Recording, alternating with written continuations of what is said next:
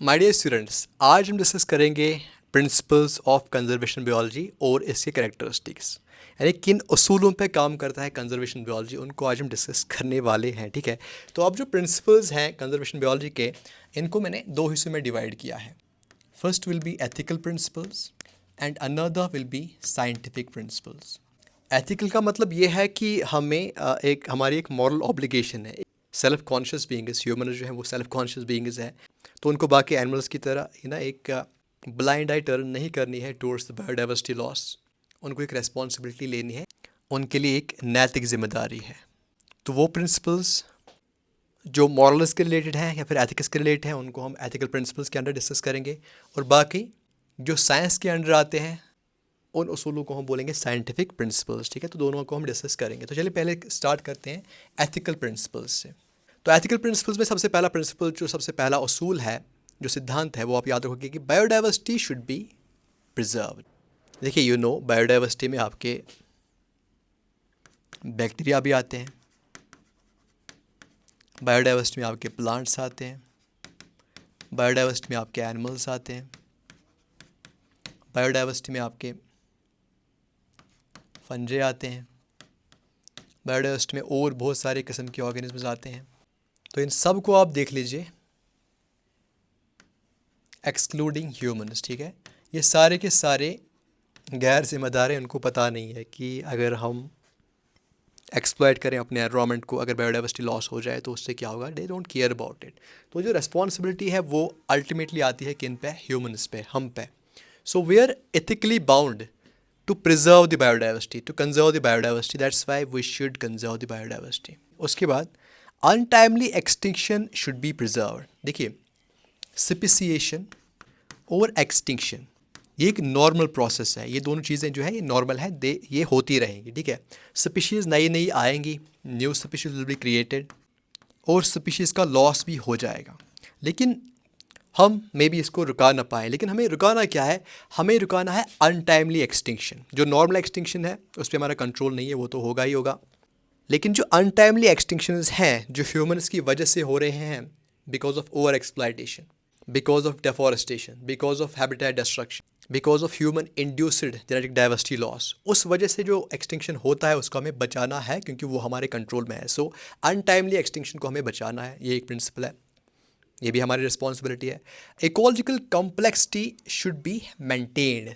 देखो, जो इकोसिस्टम जो आपका होता है वो जितना कॉम्प्लेक्स है, उसमें जितनी इंट्रैक्शंस हो रही हैं between biotic and abiotic component, between living and non living components, उतना वो स्टेबल है।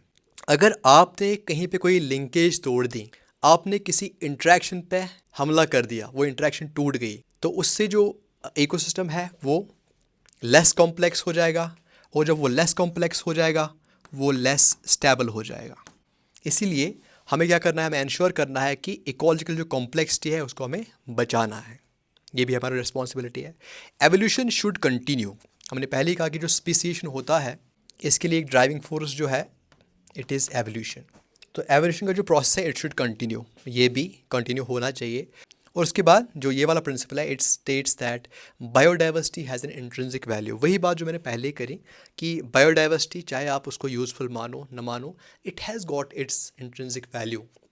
अगर ये वजूद में आया है तो इसका एक वैल्यू है, अपना एक वैल्यू है, चाहे हमें दिखे या ना दिखे, चाहे हम माने या ना माने, तो उसी इंट्रिंसिक वैल्यू की वजह से वी नीड टू कंजर्व। ठीक है, उसके बाद अगर हम साइंटिफिक प्रिंसिपल्स की बात करें, साइंटिफिक प्रिंसिपल में सबसे पहला जो आप याद रखोगे, it is biodiversity occurs at multiple levels. ठीक है, बायोडाइवर्सिटी जेनेटिक लेवल पे भी एग्जिस्ट होती है, it is at the level of genes, nucleotides, chromosomes. ठीक है, it occurs at species level, it occurs at ecosystem level.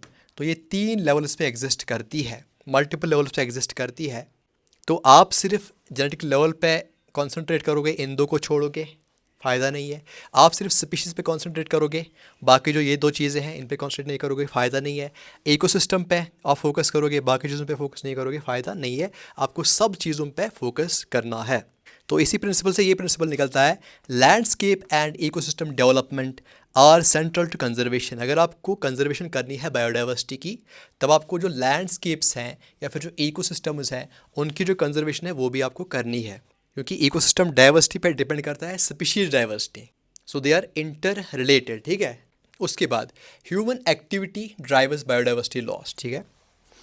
जो बायोडाइवर्सिटी लॉस है, जो अनटाइमली बायोडाइवर्सिटी लॉस है, it is fuelled by human activities, ठीक है। जो हमारा ह्यूमन डिस्टर्बेंस है, we keep on disturbing the biodiversity around us, ठीक है। हम ओवर एक्सप्लॉयटेशन करते हैं, हम उनकी हैबिटेट्स को डिस्ट्रॉय करते हैं, हम जेनेटिक मैनिपुलेशन करते हैं स्पीशीज़ में। Humans have found ways to justify these, लेकिन अल्टीमेटली इनसे असर पड़ता है, बुरा असर पड़ता है किस पे? बायोडाइवर्सिटी पे। Human activity leads to biodiversity loss, ठीक है। ओके, उसके बाद स्पीशीज़ विद स्मॉल पॉपुलेशंस और मोर वल्नरेबल। ऐसी स्पीशीज़ जिनमें कम पॉपुलेशंस हो, छोटी पॉपुलेशंस हो, दे आर मोर वल्नरेबल। तो अगर आपके पास दो स्पीशीज़ हो, एक में पॉपुलेशन का जो साइज़ है वो ज़्यादा है, दूसरे में पॉपुलेशन साइज़ जो है वो छोटे हैं, तो ऐन मुमकिन है, पॉसिबल है कि जो स्मॉल पॉपुलेशन वाली, जिसमें छोटी छोटी पॉपुलेशंस हों, छोटे साइज़ की पॉपुलेशंस हों, मुमकिन है कि वो जल्दी ख़त्म हो जाए। लेकिन वो स्पीशीज़ जिसमें बहुत बड़ी पॉपुलेशंस एग्जिस्ट करती हो, वो स्टेबली होती है। तो हम कहते हैं कि जो स्पीशीज़ हैं which are having small populations, वो ज़्यादा वल्नरेबल होती है टू दी एक्सटिंक्शन। इसलिए हमें उन पे कंसंट्रेट करना चाहिए। उसके बाद multi disciplinary approach needs to be adopted. अगर आप एक कंजर्वेशनिस्ट बनना चाहते हैं, then you can not have a single approach for every problem, ठीक है। कंजर्वेशन प्रॉब्लम जो है, it's a multi faceted problem. इसलिए आपका जो अप्रोच होना चाहिए, it must be multi disciplinary. I have used a less appropriate word here. मुझे लगता है कि यहाँ पे होना चाहिए इंटर डिसिप्लिनरी, ठीक है, इंटर डिसिप्लिनरी। क्योंकि ये बहुत सारे डिसिप्लिन्स का, बहुत सारे सब्जेक्ट्स का, बहुत सारे नॉलेज बेसिस का ये एक मजमा होना चाहिए, ठीक है। जब आप बहुत सारे सब्जेक्ट से इंफॉर्मेशन लेंगे तो आप एक बेटर कंजर्वेशनिस्ट बन सकते हैं, ठीक है।